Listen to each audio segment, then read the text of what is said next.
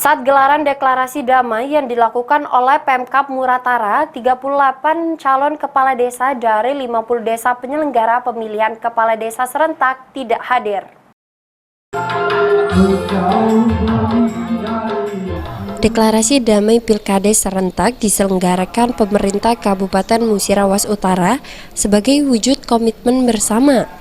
Namun sayangnya dari 180 orang bakal calon kepala desa yang mengikuti seleksi tertulis hanya 142 orang calon kades mengikuti deklarasi damai, sedangkan 38 orang tidak hadir.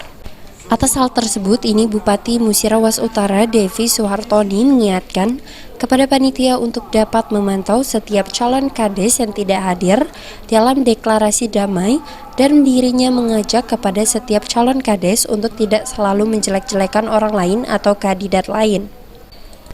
Devi berharap Pilkades tahun ini dapat berlangsung damai dan tenang. Yang tidak hadir tadi saya sudah minta PMD untuk merekodnya dan manggil kenapa tidak hadir. Jadi kalau terjadi tidak damai di desanya dia saya sikat. Karena dia nggak hadir. Iya. Devi juga meminta kepada setiap calon kepala desa untuk tetap menjaga stabilitas keamanan serta untuk tidak mencoreng nama Muratara. Adi Arianza, PAL TV.